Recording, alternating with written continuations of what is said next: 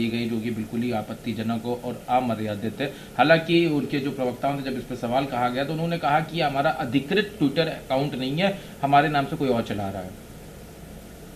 मुझे दुख है कि समाजवादी पार्टी किस रूप में अपना अस्तित्व बचाने और बढ़ाने के लिए प्रयास कर रही है।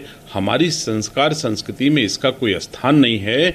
आज ब्रजेश पाठक जी के लिए अगर कोई आदमी, कोई दल के लोग कुछ भी कह लेते तो शायद मैं ये बात ना करता, लेकिन इतना दुख हो रहा है कि ब्रजेश पाठक जी जो संवैधानिक रूप से जनता के निर्वाचित जनप्रतिनिधि हैं और वर्तमान में उप मुख्यमंत्री के रूप में उत्तर प्रदेश वासियों की सेवा कर रहे हैं, उनको उनके स्थान पर उनकी मां को भी गाली दी जाए, यह तो सभ्य समाज किसी दशा में बर्दाश्त नहीं करेगा। ये केवल ब्रजेश पाठक जी, ये केवल ब्राह्मण समाज के लोगों के लिए नहीं है, ये तो सर्व समाज के लिए गाली जैसा, अपमान करने जैसा विषय है। मैं ईश्वर से प्रार्थना करता हूं कि भगवान समाजवादी पार्टी के लोगों को इतनी शक्ति दे कि कम से कम दूसरे की मां में भी उन्हें अपनी मां दिखाई पड़े, ऐसा भगवान समाजवादी पार्टी के लोगों को शक्ति दे।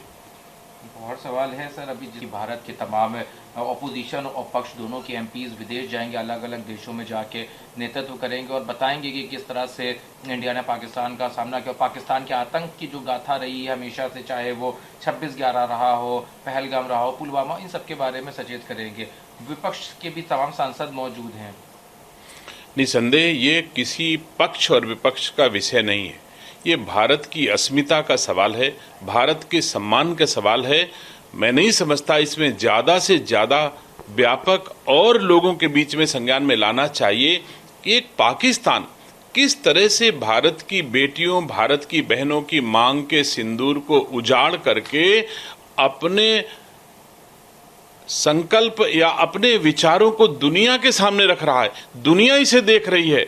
मैं समझता हूं इसी कारण दुनिया का कोई भी देश ऐसे संकट में पाकिस्तान के साथ नहीं खड़ा हुआ। एक आध को छोड़ करके, टर्की वर्की जैसे एक आध देशों को छोड़ करके दुनिया के अधिकतम देश पाकिस्तान के इस बात से खिलाफ, और कोई भी खिलाफ होगा कि जिनका कोई दोष न हो, जिनके हाथों की मेहंदी छूटी भी न हो और उनके पति की नृशंस हत्या कर दी जाए और पत्नी से कहा जाए कि तुमको हम मारेंगे नहीं, तुम जाओ बताओ जा करके कि तुम्हारे पति की हमने हत्या कर दी है।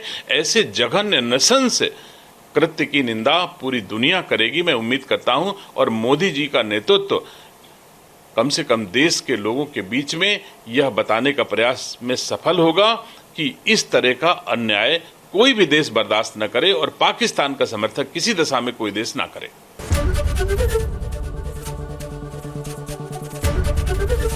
एबीपी गंगा, खबर आपकी, जुबान आपकी।